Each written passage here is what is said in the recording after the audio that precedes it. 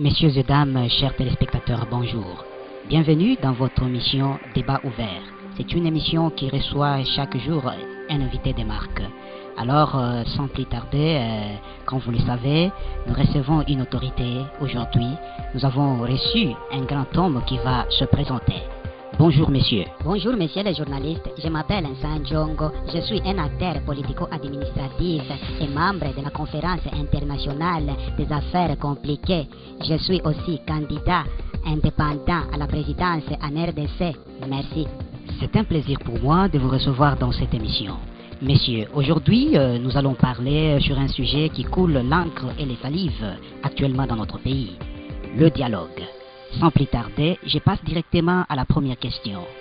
Quelle est votre position par rapport à ces dialogues selon votre statut, parce que c'est très important pour vous? Merci beaucoup, messieurs les journalistes. Pour commencer, vous devez savoir que vous êtes devant une autorité qui raisonne d'une manière dialectique.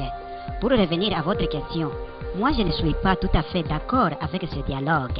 Je refuse totalement cette idée. J'ai mes propres raisons. Sans vous vexer, messieurs, lorsque vous refusez de participer dans ce dialogue, n'êtes-vous pas en train de mettre en mauvaise posture votre statut qui est bien sûr seul de protéger la nation congolaise qui attend impatiemment une solution? Écoutez très bien, messieurs les journalistes, je suis un homme de principe.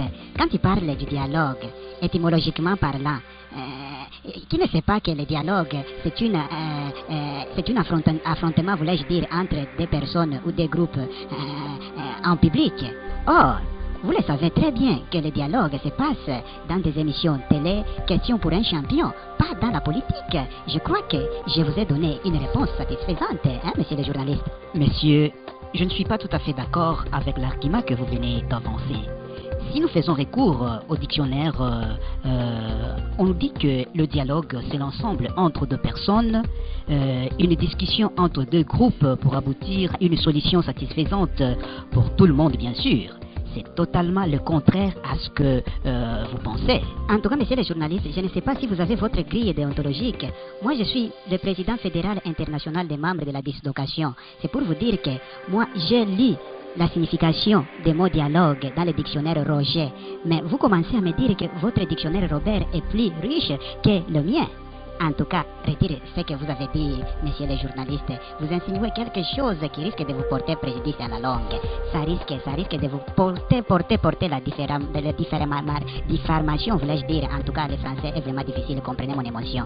Merci. Je m'excuse, messieurs, pour ce malentendu. Je ne suis pas ici pour ruiner à votre réputation, mais plutôt pour vous donner une chance de convaincre vos électeurs. Mais à propos du dictionnaire Roger, pour votre information, ça n'a jamais existé et ça n'existera jamais. Je ne sais pas, peut-être plus tard avec l'évolution de la technologie. Donc si je comprends très bien, messieurs les journalistes, vous essayez de me dire que mon dictionnaire n'existe pas. Alors les idées que je me fais dans la tête à propos du dialogue sont fausses aussi. Dans ce cas, je vais y participer. D'ailleurs, je demande à tout le monde, tous les membres de ma parti politique, en tout cas, je demande à tous les membres de participer massivement dans ce dialogue. En tout cas, j'étais un homme, j'étais perdu. Je viens de retrouver la raison. Merci, messieurs, pour avoir consacré votre temps en acceptant notre invitation.